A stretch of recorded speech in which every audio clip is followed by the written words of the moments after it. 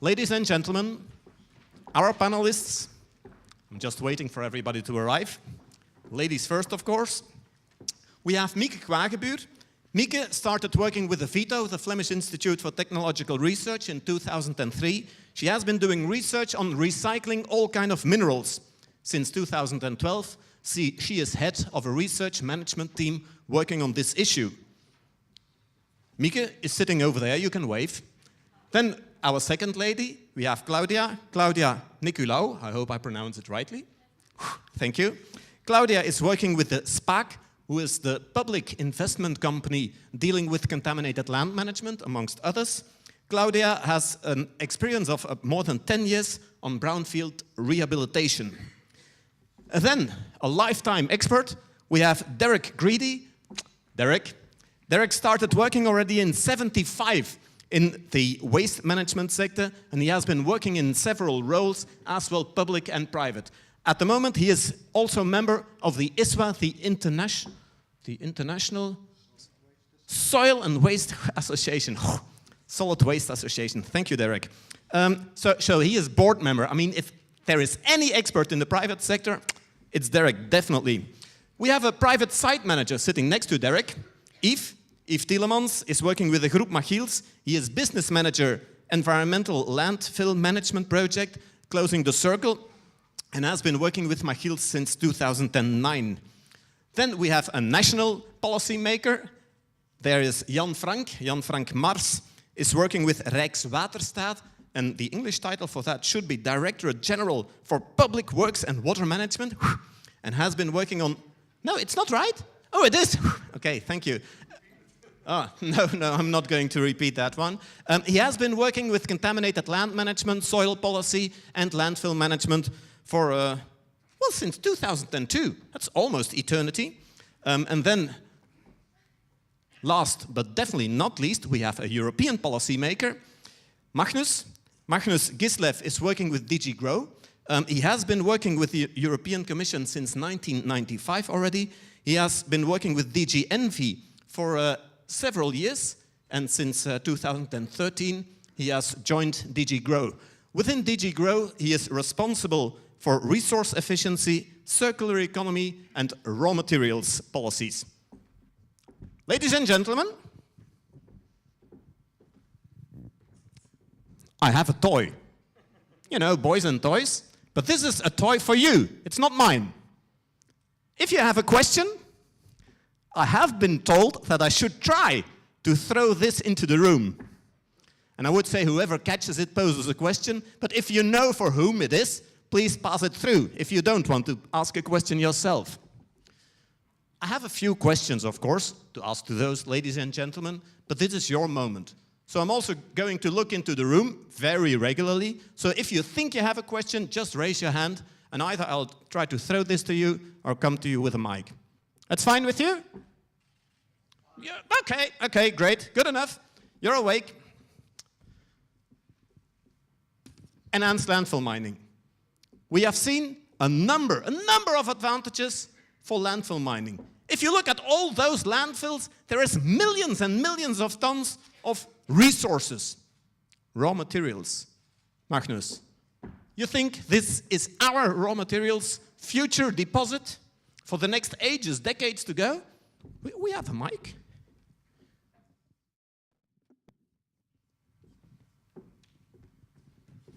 Thank you for that very insignificant and small question to start off with. I mean, when you refer to resources, you have to consider not just the physical properties, but also the economic value, and that's the center of the circular economy concept, is about preserving and maintaining value. So I think it's clear from what we've heard today, and those of you who were there yesterday, that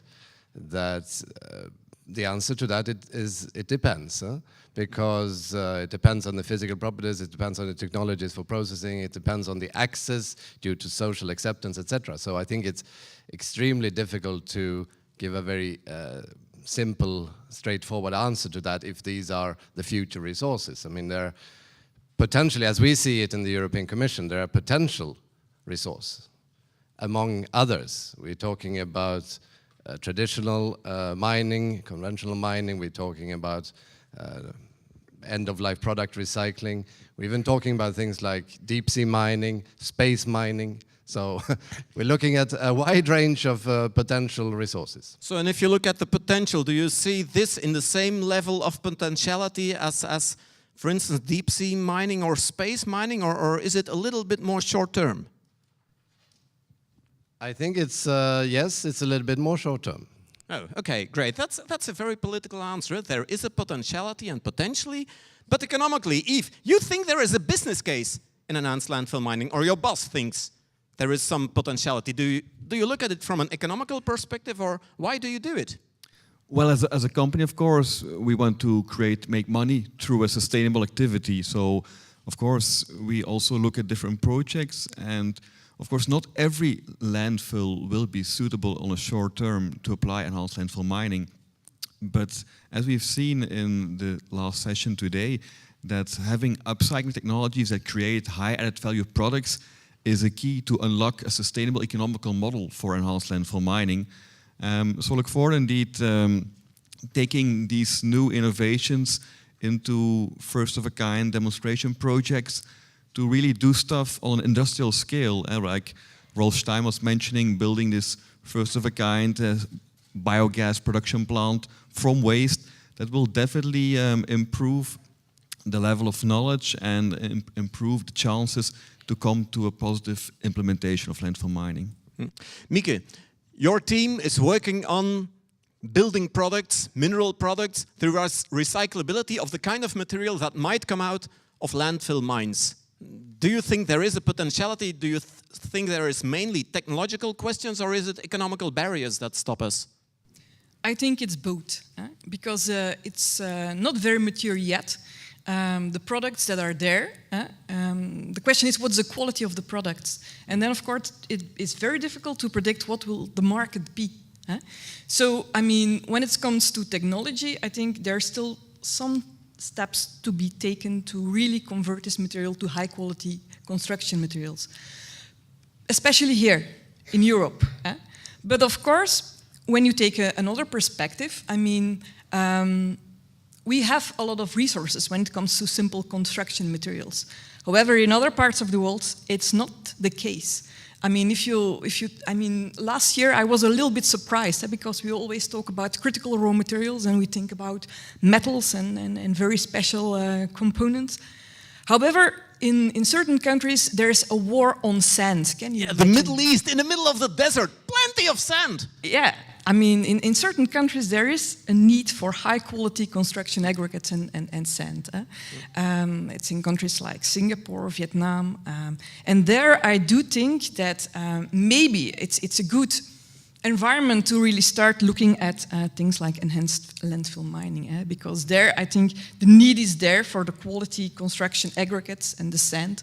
And I think, yeah, it's really a potential when it comes to the technology development. Yeah.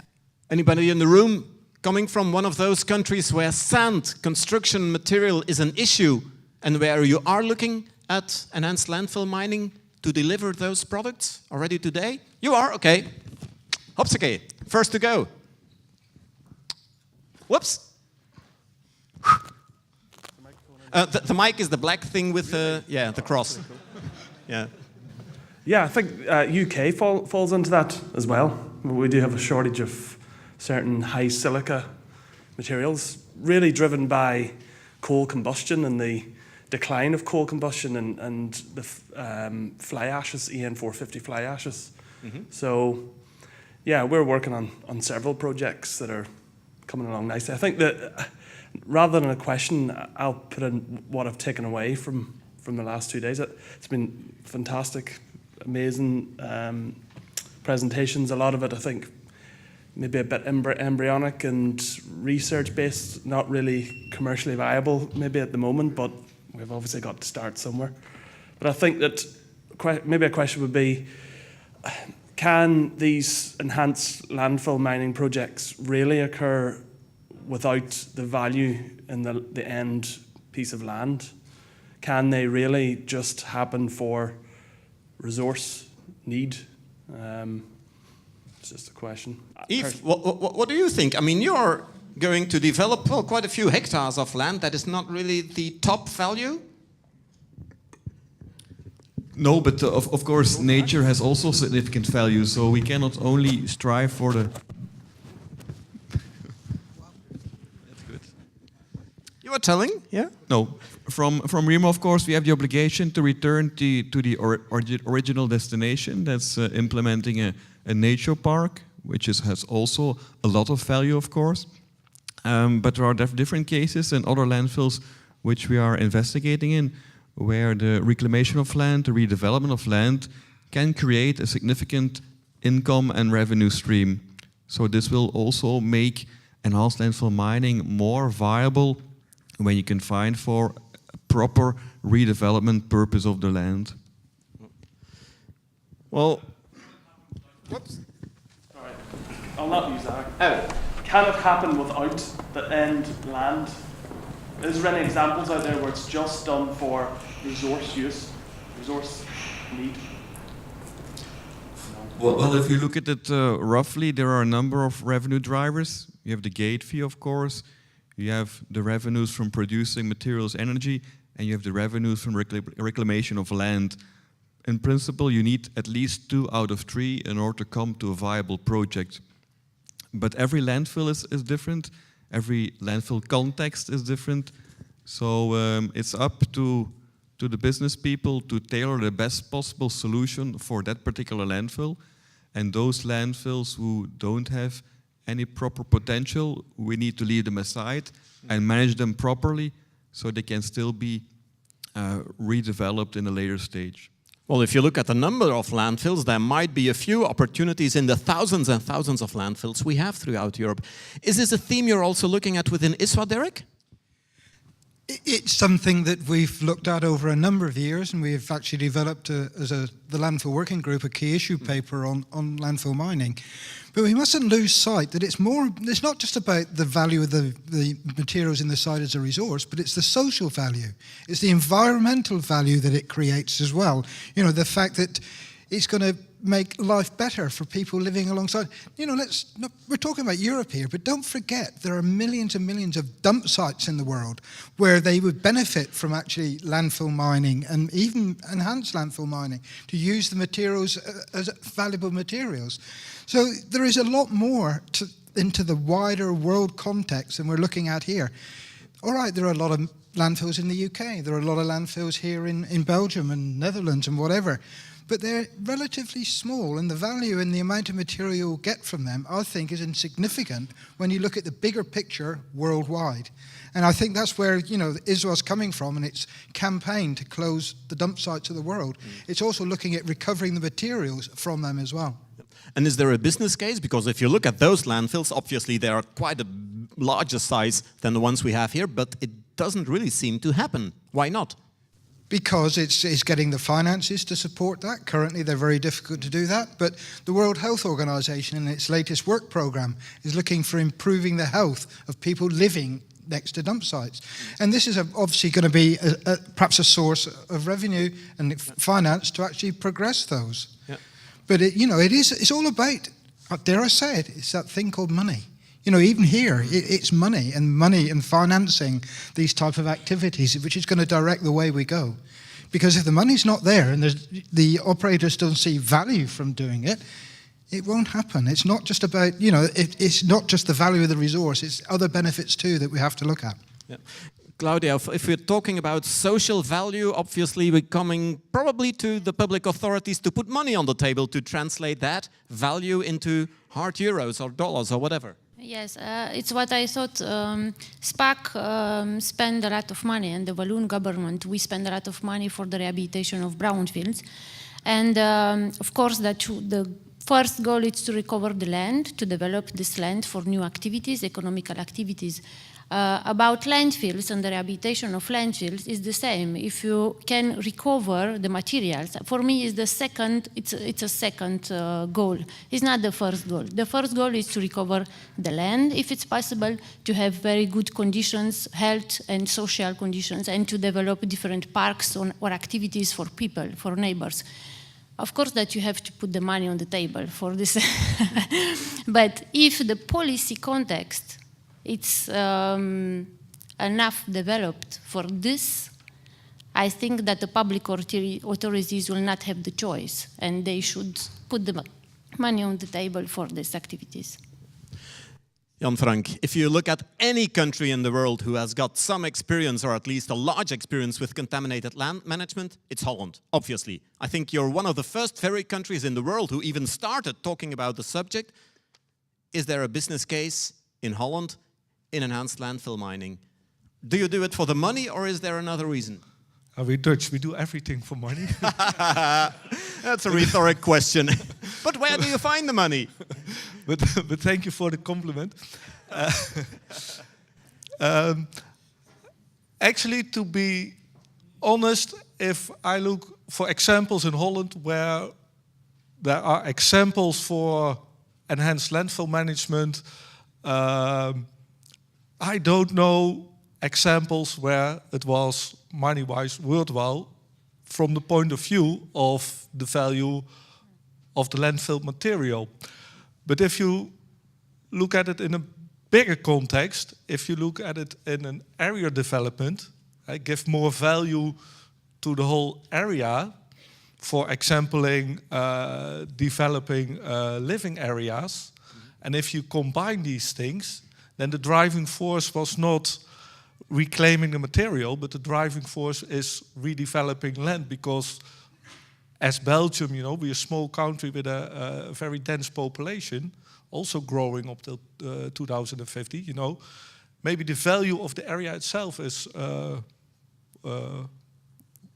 worth much more money than the landfill material. And if you combine these things, you know, you can make more money out. Yeah. And I see a comment already.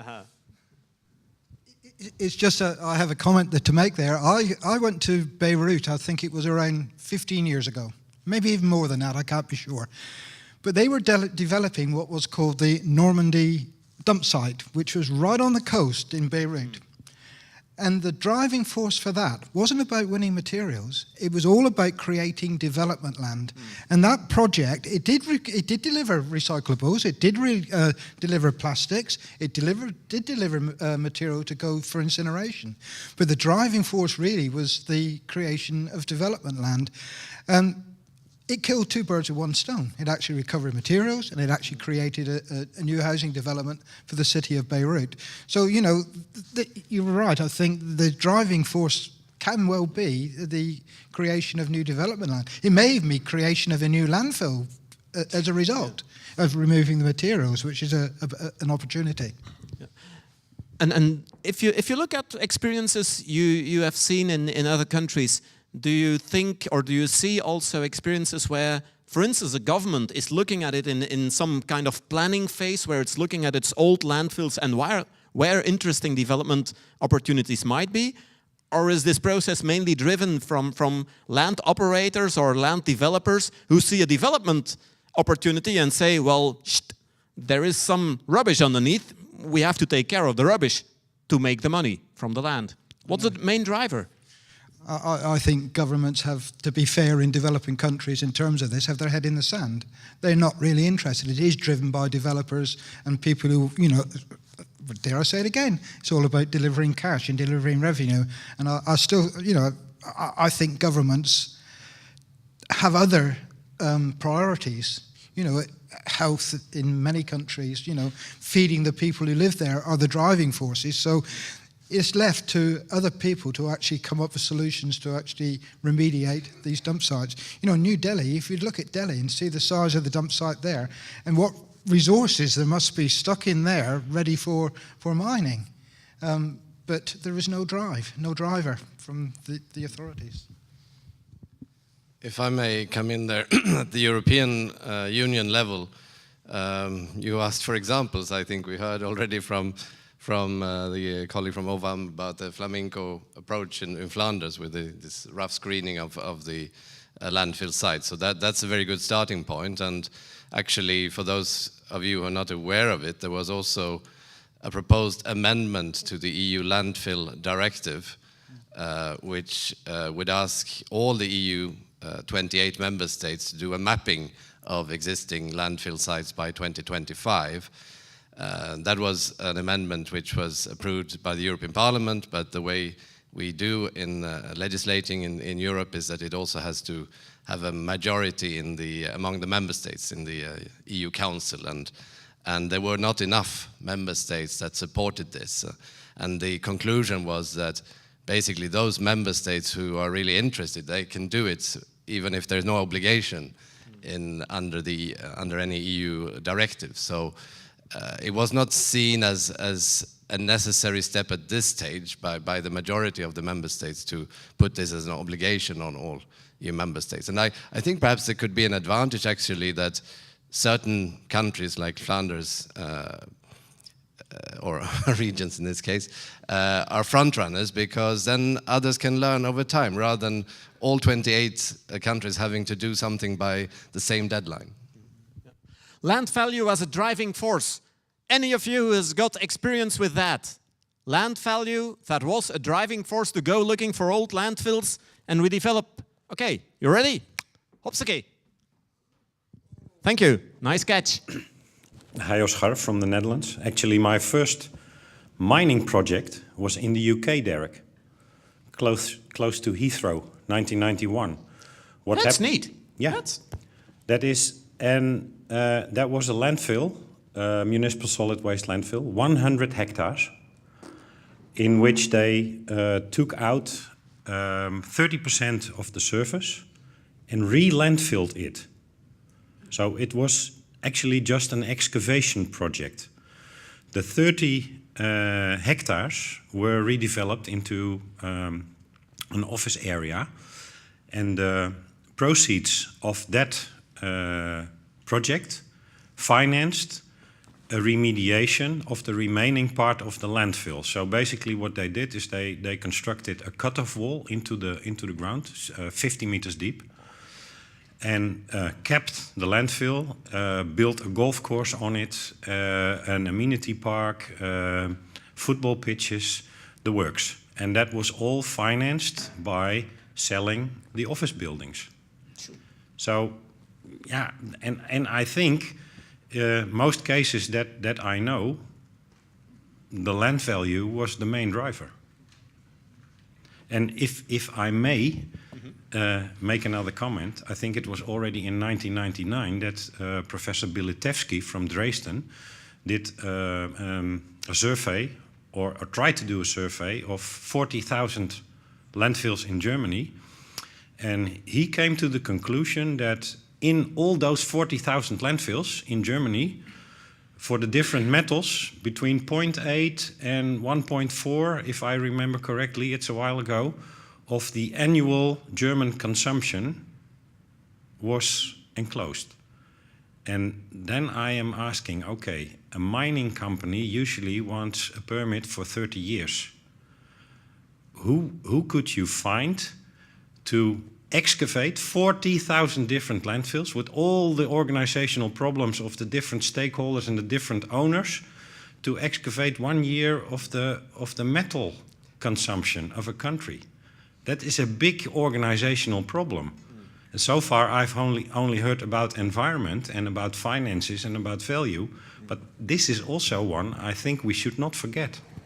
Organization. What do you think about it, Derek? Do you see any companies who are willing, able to take up that kind of point and go for it? It's a really big challenge, and I'm not convinced there will be individual companies that will want to stand up and do that. It's just too big to contemplate, I think. Sadly, but there is. The problem with it all is that this resource is spread over so many different sites. It's not concentrated in one. And to actually then deliver a service which is going to accommodate a whole raft of landfills to create or generate just this one resource is where the complications arise, I think. Yep. You know, it's not... If it was concentrated in one, and dare I say, I've just come back from Texas, where I was at a winter school. And a professor there, Dr. Hossein, he actually mentioned a concept which he called the perpetual landfill. And this is something he has been sitting on for quite some time, where you actually create a landfill with landfill mining in mind. So you actually build it on a sort of cyclical basis, create one cell that lasts 5 years, and you go on to the next one, and when you get to the fourth one, you can then start mining the materials from the other. And I can see there's some merit in a concept like that, because what they do is they recirculate leachate, they degrade the biodegradable waste rapidly, they're producing landfill gas rapidly, all of which can be utilised, and then they can come back and get the resources without the pressure of organic residues and gas generation and all those sort of issues. So I think people are looking beyond the existing landfills that we have today and looking at what we can create to do landfill mining in a, dare I say, enhanced landfill mining system in the future. I see Yves' eyes are glinstering, and then we move to Jan Frank. Yeah. Okay, it's an interesting idea, Derek. On the other hand, the clear objective of the EU landfill directive is to ban landfilling. And enhanced landfill mining can never be an alibi to keep on landfilling. And that's, of course, a delicate subject. We've heard today with Lotta's talk that maybe enhanced landfill mining, from a certain point of view, conflicts with the goals and objectives of the landfill directive. So I think it's very important that we try to have a clear definition of enhanced landfill mining in the directive, to properly define if it's possible, under which condition, and what kind of applications are absolutely not possible, in order to avoid ambiguous situations. And during that process, of course, we need to avoid that enhanced landfill mining is considered as an alibi to keep on landfilling, which is not. So it's a delicate subject indeed. More work to be done. Yeah. First Jan Frank, and then, because we're collecting a few reactions, and then we come to you, Derek, and then to Magnus, because there might be a legal issue. I really like this idea, and last year, the year before in the Netherlands, we signed a Green Deal, which it's not directly landfill mining, but the Green Deal is signed between the Dutch national government, the provinces, and the industry, the owners of the landfills. And the Green Deal is called, in English, Sustainable Landfill Management. That's correct. I had to check for the English. What we do there is on purpose, like normally what you do when a landfill is closed, also according to the landfill directive, you cap it off. Yeah. And actually... you forget about it for the next No, you ages. don't forget about it, you monitor. But the location, the area is lost, you know, it's bad. So what we do there, on purpose, we don't close the capping. We stimulate biological and natural physical processes. This will be monitored. We even start an extra project where University of Delft is looking really what is happening into the system. So we don't look only at the leachate at the outside of the landfill, but what are the processes which are happening inside this landfill? This gives us knowledge about just the processes. This gives us knowledge about the time which it takes for a landfill, for the landfill material to become safe, less risk. And from the next point of view, you can think, okay, and now what can I do with that location? So you save money on capping, you save money on monitoring, aftercare, and in the end, you know, and you have to think not in years but in decades, but in the end you have an area for future generations to redevelop. Dear God, I think you should be happy that Magnus is not working with DG Envy anymore, otherwise you should have warned him to cap his ears. How are you dealing with the legal issue? Because if you look at a landfill from European perspective, at least, what you are doing, well, might not be strictly legally conform, I think. Oh, yes, it is. Magnus, okay, prepare. No, it is because, the landfills are still closed. It does not say in the directive that I have to close it within 5 minutes or a year. So we just take the time to stop with the capping. But in this time, we gain knowledge. And if this knowledge, you know, legislation always follows innovation and practical insight. So if the knowledge within 10 years shows that there are other ways, and maybe environmental and economical more friendly ways to do it in a different way, I think you should do it on a different way. And then legislation in Holland, and by the way, in Holland it's legal, but then European legislation might follow as well. Magnus, I'm quite interested. I mean, you come from DG Envy, so you know quite a few things that used to be going on around there. Is this some kind of creative interpretation of European legislation, or would you think that at least you're interested in the process, but also think that the Dutch are doing, well, okay, senseless things? I don't. As you can imagine, I don't want to discuss the individual case.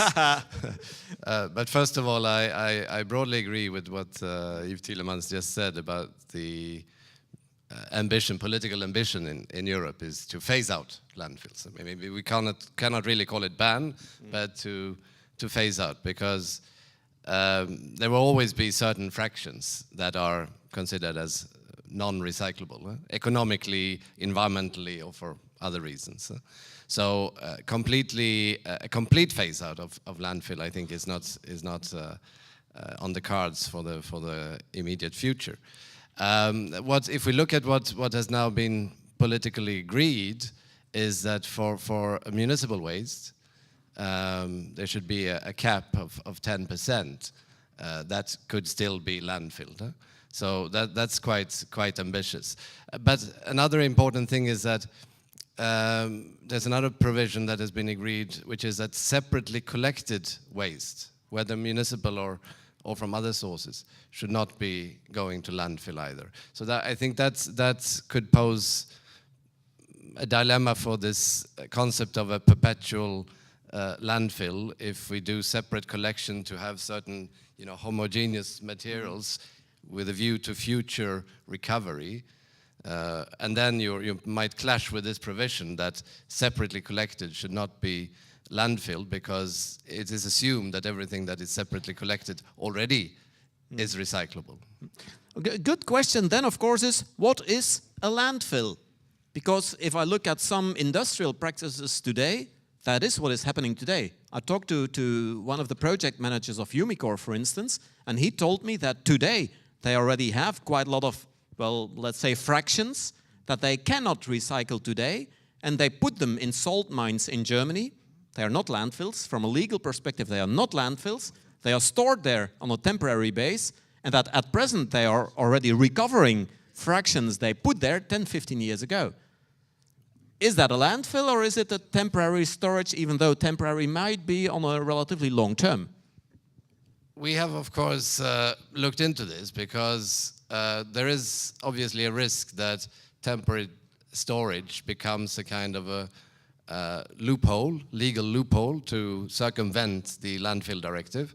So we've issued guidance on the basis of European Court of Justice rulings as well, which says that materials, wastes can be stored for up to a year before disposal, but after the year it's to be considered as a landfill site.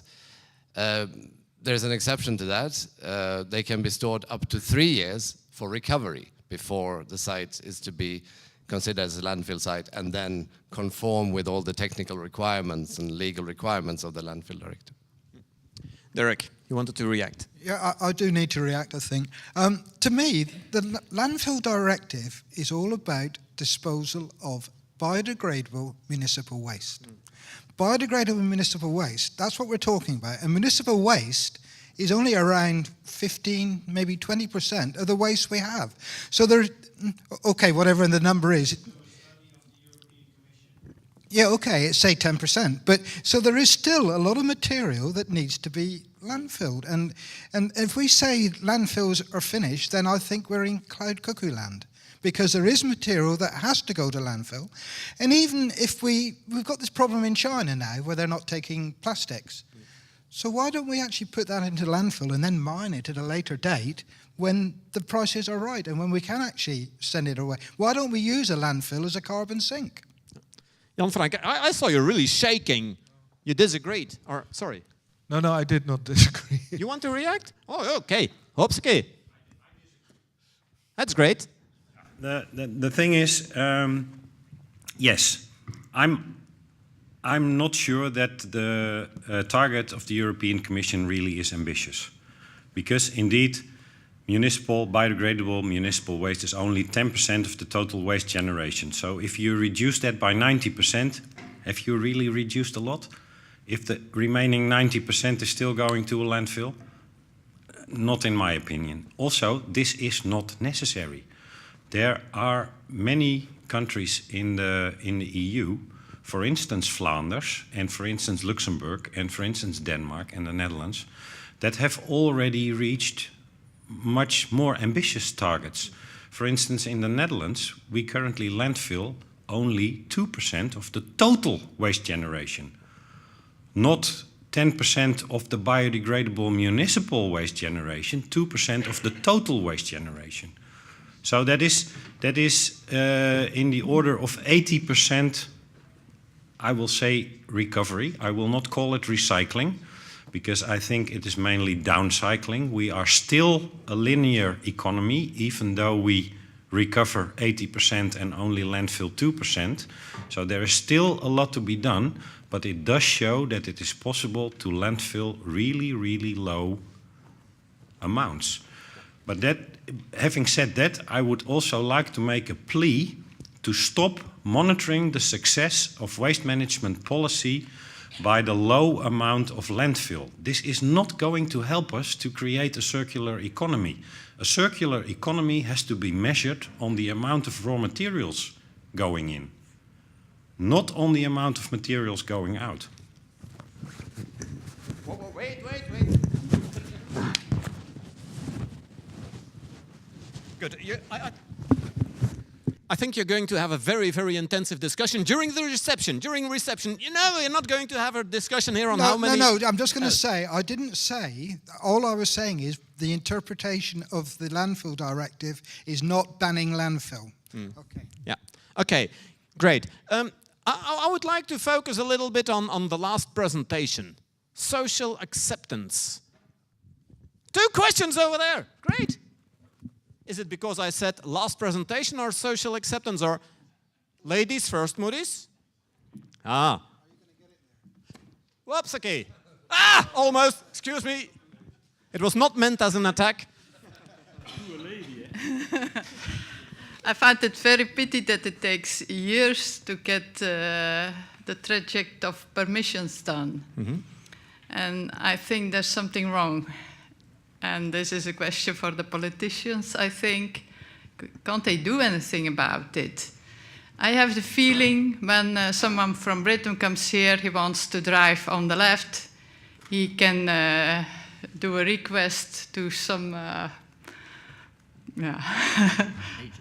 agency and ask for permission, and he stops everyone from driving. So the voices of people who are for something have lower impact than the ones who are against things. Yeah. Clear question, thank you. You can give it to Maurice and Magnus. Very interesting question, eh? Why does it take so long to have permits? Very interesting question. No, I would like to, rather than answering the question, to respond to what we've tried to do at the European Union level. First of all, generally agree that it takes a long time for these kind of projects, and also for conventional mining projects can take up to 15 years before you get the final permit in place and you can start to put to dig into the ground. One of the reasons for this, I'm definitely not going to say that it's the main reason, but one of the reasons for this is, of course, that we have mandatory environmental protection legislation, in particular in the form of the Environmental Impact Assessment Directive. And I think this is first of all, I think I will strongly defend this piece of legislation because it's necessary to, first of all, to help identify the best option for the environment, which can still be, achieved by the developer, and secondly, also to minimize the environmental impacts and to get public trust in the activity, and that is certainly crucial for conventional mining, but also for enhanced landfill mining. What we did a few years ago, I think it was in 2013, the Commission made a proposal where we would actually try to attack this, what we often see is a kind of a ping-pong game between the authority and the developer. So they keep asking each other questions, and sometimes they answer, but it goes on forever. So we actually tried to set lead times, maximum lead times for the procedures, but this was not really something that our member states, again, could accept. So another initiative which was only sort of half successful, because we're dealing with we managed to deal with some of the issues. So hopefully now, I haven't seen any statistics, but hopefully now the complete environmental impact assessment procedures have been shortened, but perhaps not as far as we would have liked. If you look at how long you have been talking about enhanced landfill mining, how long does it take before you start? Ages. And is it because of the permits?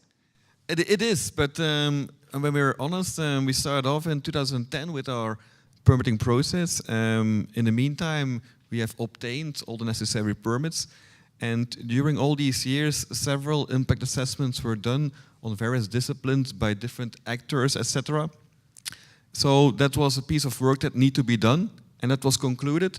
But now that we have obtained the permits, we see that single individuals can lodge an appeal procedure at a higher court, and that again then jeopardizes our implementation, while it's clear that a lot of authorities have looked at the project, have done their assessment, but then there are some individuals who say, okay, I don't agree, so I take a next step at a higher court and I will go for my chances. And this is, of course, creating a big uncertainty for industrial players like ourselves, who want to go along and do an actual implementation of all this valuable work that has been done by all the people in this room. So this is frustrating, yes. Claudia, a bit a nasty question, but you've had quite a lot of sites already with SPAC that have been rehabilitated. How are you dealing with permits? Because you're a local authority, is it easier for being an authority company? Yes. Yes. Yes. So it's easier. For So the you should- rehabilitation, not for a landfill mining project. But for the rehabilitation of landfills, the government, they give us some permits for doing the rehabilitation and aftercare, maintenance, etc. of the installation. For landfill mining projects, actually we are trying to start a new full-scale landfill mining project in Wallonia. That will be the first one. And we have had several meetings with the Ministry of the Environment, and they create a working group in order to discuss about these topics and issues, how to start the landfill mining project. One of the issue is the legislation. There is no legislation in Wallonia for landfill mining projects, and we don't know exactly what legislation we should apply for polluted soil or for waste. So this is one of the Polluted subjects. soil. I would say polluted soil. It's from a legal Waste aspect, it's management. by far the easiest, I guess. Yeah, so this is the main issue, and we really hope not to wait 7 years to start our project. Actually, I think that next month with the University of Liège, they will start the characterization phase with geophysics, and after with traditional methods, drillings, and etc. It's not easy, that takes time, I think, but if you are motivated, if you discuss with people, with neighbors, I really hope that we will find a way to do this first project, to start it. I would like to give a little personal opinion also on this.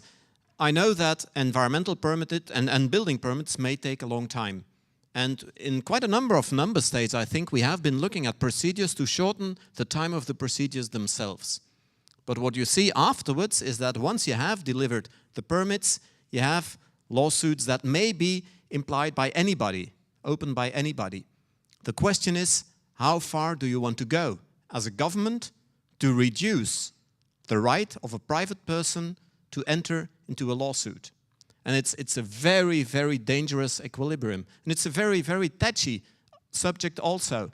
Quite often we look very obviously, but also almost eagerly, at countries with very short permit times. If you look at the speed with which, for instance, constructions or installations are being permitted in China, or in a number of South American or Middle Eastern countries, I mean, it's amazing. But if you look at the rights of a private party who lives there, whose house is being demolished, who may have other disadvantages, you might see that, well, the entrance into law, into opening a lawsuit, is relevant. So, and I'm very aware that the equilibrium with our countries is somewhere down there, where the private right is very high, but the danger of moving that, well, equilibrium completely to the other side might be very high also when we close that right. But that's my personal opinion. Maurice? Okay, thank you. I have a short question. We all know how important social acceptance is. And we know what the importance is of the absence of social acceptance, the problems that will come, like Yves Tielemans said just away. Why? And there was a lot of money going to in studies and development and engineering, a lot of subsidies from Interreg and all those kind of good ideas. But why is it nearly impossible to get subsidizing money for supporting social acceptance and steering those things, not only based on economic profit and also, but society can do also something to be a driver in that transition, a transition that we all want to see. So my question is directly to, for instance, Interreg. How comes that there is no money, or hardly no money, to support this kind of projects? Do you happen to know or have an idea, Magnus? Claudia, if you can pass the mic. Do you dare to throw it back, Maurice, or otherwise you just pass it back, eh? Yeah, okay, but this time it will go very hard. Eh? Yeah. Okay, thank you. No, I just wanted to say that I think we are increasingly, as regards EU funding, we're increasingly taking a systemic approach. So I was very happy to hear, it was news to me, what Tom said before, that there are two new Horizon 2020 research and development projects, one on mining and the other one on recovery from mining waste, where actually your concrete initiative will be replicated as a best practice of how to deal with the local community. So I mean, probably we don't need, it's probably a more efficient approach to integrate social acceptance in larger projects than to have sort of isolated projects specifically on social acceptance. Mieke, is it well, something that is also in the mindset of our researchers, that we should try to combine more technological, economical and social aspects in research projects? Of course it is, but it's not easy, because I think the challenge is the more aspects you try to cover, the more complex it becomes. It's challenging, but it's interesting. But especially if you look at landfill mining already, there are so many aspects from a technological point of view that you need to look at. It's waste to energy, it's waste to materials, it's so it's two domains you need to combine. And that's quite challenging to understand everything and to make the right decisions. And then on top of that, of course, you have the social aspects. And that makes it very challenging. But of course, you need to consider them, because otherwise, in the end, you don't have a business case. So yeah, it's important. Jan-Frank, you wanted to react on that? Because Yves definitely wanted to react. But you can go ahead, huh? Actually, I agree, but in Holland, for example, at the moment we're in a big transition from societal way of thinking. You know, we're going from very sectoral environmental laws, we go to an integrated environmental and planning act. And in this new act, it is compulsory to have an integrated afweging, integrating weighing of all aspects. And in that case, every actor is important. So from the start of the project, you know, people, I really like this working group idea. You know, they should be at the front of the project, and that helps.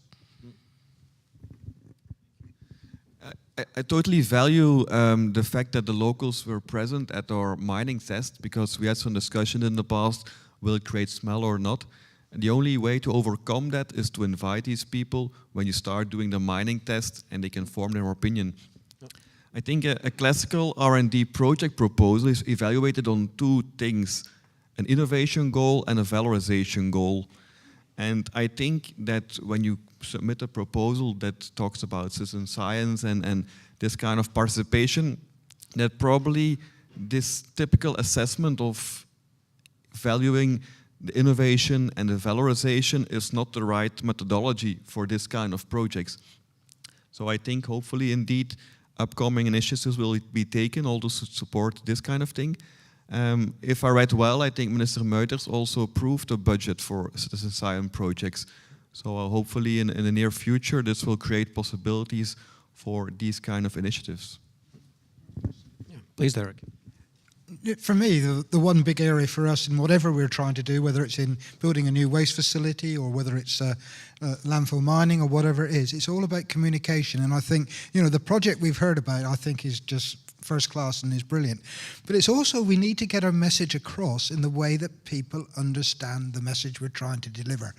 We know what we're trying to deliver, but are we telling the people what they want to know, and do they understand what we're trying to deliver? So for me, no matter what we do, whether it's a landfill mining, enhanced landfill mining, or a waste management project, it's communicating in the right way. And I think that's where we're at fault as an industry generally, is not getting that message across in the way that people understand. So sometimes I wonder whether we as engineers and scientists shouldn't look more at experiences from marketeers, who in the first place look at what kind of message could be attractive to the people they want to sell a product to. We could learn from them because at least they use languages, images that people understand. I think there should be some more interaction. There was somebody, whoops, oh, nice. Okay, hops, okay. Oh, sorry. Thank you. Thank you. Csaba Vér from Hungary. Last October in Sardinia, in the landfill symposium, there was a closing panel discussion, and one of the major idea was regarding the circular economy and landfill mining, that even if we recycle and recover all what we can on a global level, it's only 1/2 of the raw material that we use every year. So my question is, if the European Union has any idea how to decouple economic activity, economic growth from the raw material use.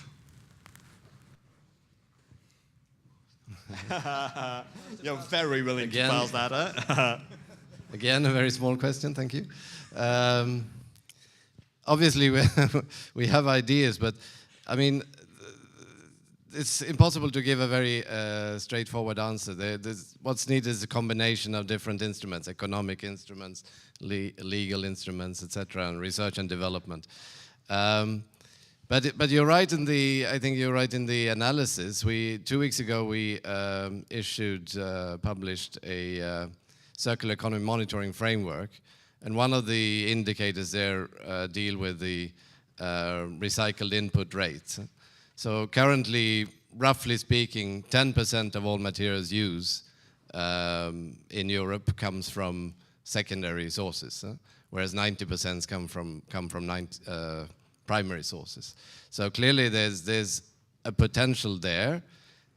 We have not set any target. We don't know, where is the potential, because we are constantly adding to the anthropogenic stock, bulk materials, but also high-tech materials. So I think it's extremely complicated and would be an oversimplification to set some target, but we have individual policies on research, on recycling requirements in legislation, etc. At member states level, there are also member states who are using more economic instruments than others. So it's a combination, and it's a direction where we will have to move, because if we look at the overall global environmental footprint, we know that the linear economy is not sustainable. Well, and it might be interesting to have a chat with Peter Tom Jones, who has got a lot of experience, done a lot of research on circular economy, because if I may make a small remark on that, what you say is thinking from the past into our recycling economy. If you look at what circular economy is, it's rethinking business models. I mean, and there is very, very few companies really who are really into that phase. When we talk about circular economy, as well at the European level, and definitely at European policy making, we look at the Waste Framework Directive. It's crazy! Waste Framework Directive is not talking about circular economy, it's about recycling. We should look much more into the new business models. A question. Yes, my question was related to the previous topic. Actually, I was a little bit but I hear that, if I understand correctly, that we should incorporate the social aspects in the initial project proposals, and I agree. But that means that for the larger public, now we have a segment of the population, but it's a very small percentage that is involved in the project, and there's a very large other group of people which voices are not heard and who also don't get informed, and they can serve as a middle person between the project and the larger public. But if they are involved in the project proposal in the beginning, then they lose their credibility or their objective position. Then immediately they are considered as biased because they're supposedly on the payroll, for example, of the project proposal. Maurice, that's right. You sold your soul to the devil? That's a perception of some of the others. Can you pass it back to Maurice? Sorry? Okay, I think, thank you for your reaction there, because that's true. You know, that's what I said. When you have contact with the company, then people on the other side, they think if you ask them something, then you are sold by that company. And we as locals, we would like to start up a communication program, a quite big communication program, without money from that company. So you need money from the government? Yes, but if the government is not interested, we are already more than 2 years searching for that money, but if the government is not interested to support that, we are not willing to bake pancakes to get the money to do what we want to do. If society is not interested to do that, come on, let's. You have to. The social acceptance must be more a driving force for transition than bring it under a project. So Okay. Yeah. First, Jan Frank, are you willing to pay for that kind of things? Because if that kind of question would come to Holland, they would come to you, or the local authority. The local authority. Yeah, but I think you have a very good point. But I think, you know, this is like having an integrated view at a project. You know, it's in everybody's interest. It's in interest of the locals, because you want to improve your site, you want to improve your environment. It's of interest in the company. They want to make money. They want to work together with the locals, not against each other. It's maybe of interest of science. They want to develop. So if you have, and especially if you have a large project, you know, what's the problem to put a couple of persons of the budget into a funding? Okay, and this is to pay the local working group. This is to pay information. I will come to you things and make so a visit. Sorry? You have to tell me something. Okay, you're welcome. Yes. No, but I think in reality, if you look at this kind of citizen science integration of such projects in larger projects, there are basically no frameworks in typical Flemish funding programs. It will not be possible. The system does not exist, does not allow it. So you can come with your project in that way, but it will not be funded because it just doesn't fit the scheme.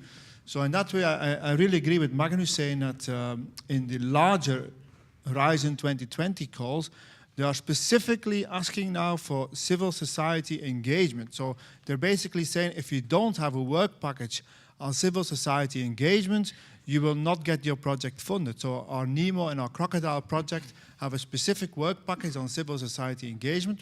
But what we should do now next time is incorporate the strawberry project of the locals here as such a project where you have planting of strawberries in gardens of local people to see what kind of toxic substances are situated on the leaves, and in this way you can monitor the pollution level. So we have to integrate that indeed in such project. That's the way to go.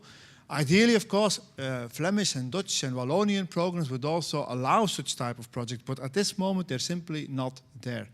Second comment about the communication. I think the problem is not so much to try to reach the ordinary people, because we have spent a lot of efforts over the last years developing simple animation videos to explain complex topics like enhanced landfill mining. We've actually won quite a few EU prizes with these videos, together with Story Runner made here in Belgium.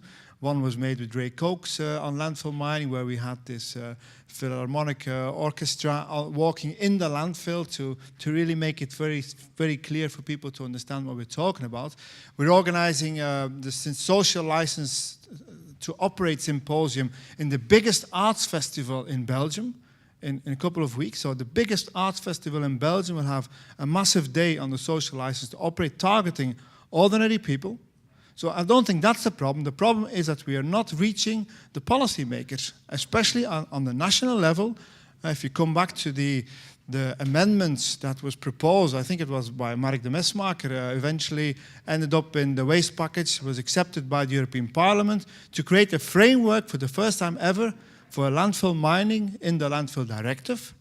And it was stopped by the European Council because they see this as something which is too disruptive, as too emerging, and they're afraid of it. And I think that's where the problem is. As long as we don't have this paradigm shift where we redefine the concept of what is a landfill, and we go away from the static view as a landfill being a final waste disposal site, and we should transform this into a dynamic concept, which is a temporary storage site awaiting future recovery. As long as we don't have that, I think it's very difficult to really go the next step. We've listened to all the technological barriers, the market barrier, but for me, and I've been working now for 10 years on landfill mining, since 2008, for me the main barrier we need to overcome is this paradigm shift. And I would like to hear from the European Commission people on what do we have to do now in order to restart this discussion on redefining a landfill and getting this landfill directive modified, because I really don't see it happening, the landfill mining agenda, as long as we don't fundamentally change the landfill directive. Because that's really obsolete. It's a linear economy vision. It's a green linear vision, but it's not a green circular vision. For me, that's the revolution to make. We have to go from a linear environmental viewpoint to a circular environmental viewpoint. And also the Green Party in Belgium needs to start to understand that. Okay, addressed to me, I think. Oh, you sure? Yeah, Tom, I'm afraid that I can't bring you extremely positive news. I think that the train has passed for another few years, because it will take another few years before we reopen the existing regulatory framework at EU level. And clearly, I mean, it was already a remarkable exploit that this amendment was approved by the Parliament. For me, that was already a surprise. But clearly, as I said before, the majority of the member states don't see the need for this sort of binding obligation on themselves to act in this area. So I think already, I mean, the Eurelco network is a very good start, because it does, I think the in one of the leaflets that were handed out, you mentioned that you're active in 13 EU member states. But that means that there are still, half of the EU member states where Eurelco still has not managed to activate and mobilize the enthusiasts of enhanced landfill mining. So I think in the meantime, if you try even harder to engage stakeholders, honestly, from the point of view of the European Commission, I think probably the sort of the main signal that I've tried to convey has come across, and that is that we don't have a sort of very determined policy with regard to specifically enhanced landfill mining. Also, I mean, there are legal constraints for the EU as such. We don't have a mining directive in Europe.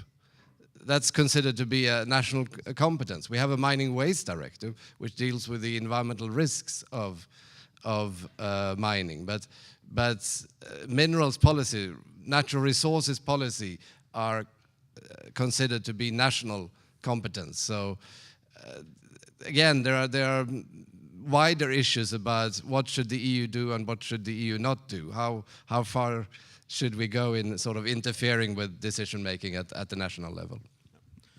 We have two more questions I have seen so far. There was a question here and a question over there. Please go ahead. So my question first is a comment, and I'm kind of joining a bit some remarks from people from Hungary about the circular economy. So basically, taking an helicopter view of what we have been discussing here, we are more talking about end-of-pipe type of solutions. So basically, we're trying to arrange what people did in the past. But today, we have a very great possibility to also design the future. So design waste out of the system, which is what really circular economy is about. And then it allows to do more than just fixing the problems of other people. In this respect, one thing that I think is catching some attention and popularity is, for instance, trying to vehicle products to people without generating so much plastic waste, for instance. This is a plastic waste that end up in the oceans and so on. Now, I was thinking to myself, I mean, if we are positive and we think in the future, imagine we can deconvolute, as somebody said in the audience, the materials and the growth, and we can grow, for instance, without using so much plastic. That would be something that we could consider. What would happen, and this is a question for reflection strategy for Europe, is Europe prepared for instance, to cannibalize one of the industries, which is the plastic industry, which weighs the same as the pharma industry in Europe? Because if we all decide today not to consume more plastic, this will be a huge hit for the European industry.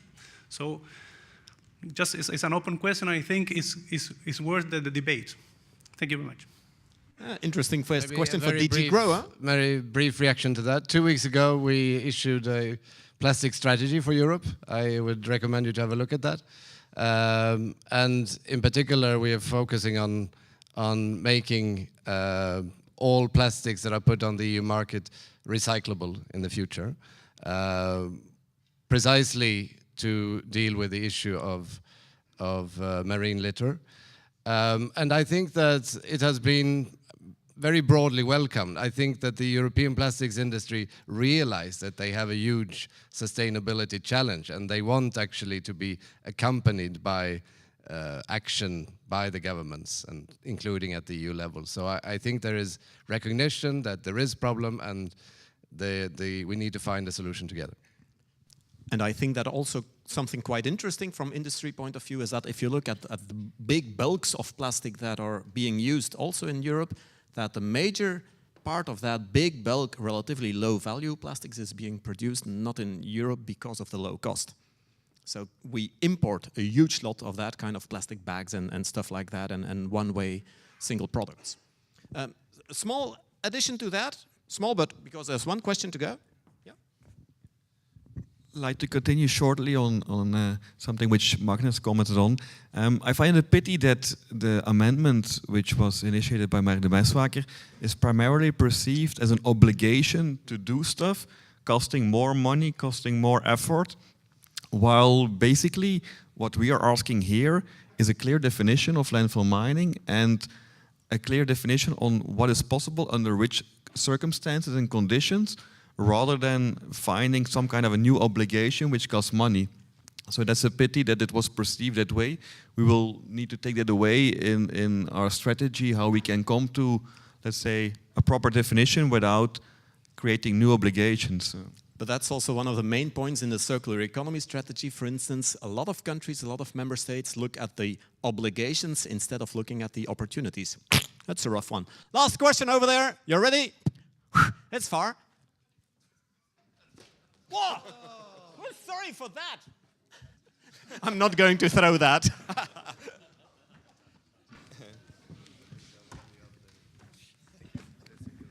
Yeah, I have I'm not sure.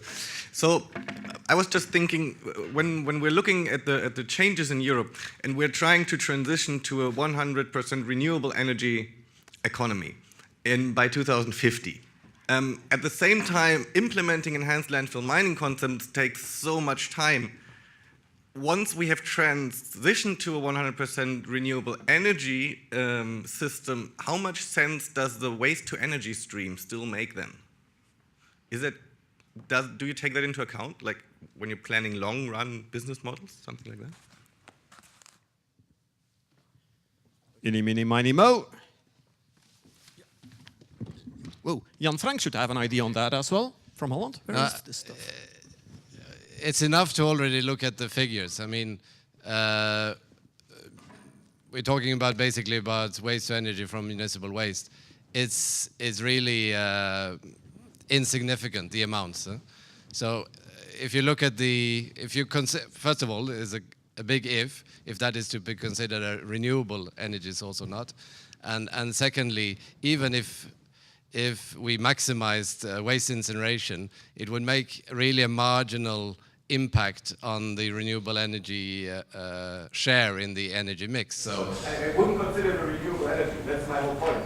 Why not take other energy sources than waste instead? No, but that's another policy document that the Commission has issued on a waste to energy communication, where the emphasis is certainly not to incinerate. The emphasis is rather the opposite, to only incinerate those fractions that are considered to be non-recyclable. And that is even a principle that is supported by the waste incineration sector itself. Thank you, Magnus. Ladies and gentlemen, I'm thirsty. I hope you too. So I would like to conclude this debate. I think we have been talking a lot, and we have been talking a lot about boundary conditions, about problems, but what we should focus also on is on the opportunities. The opportunities, a little bit about resources, but mainly about land value, mainly also about social value, value to local authorities, to local communities, that this new reclaimed land may have. And probably, or perhaps, that's also one of the main opportunities we see, but we should also invest on, in trying to focus more on that buy-in of the local value, the local added value also for our local communities. Focusing on not only technology, focusing not only on economy, but also focus on society and trying to integrate those three factors. And then the future is bright, because we see that even though there are legal obligations and legal problems, a number of the member states we see in Europe have invested already in landfill mining projects, are looking forward also to move forward in landfill mining. So the future is bright, the beer is cold. Ladies and gentlemen, I would like to thank our participants in our debate. Magnus, Derek, Yves, Claudia, Jan Frank and Mieke. Give them a big applause, ladies and gentlemen. Thank you.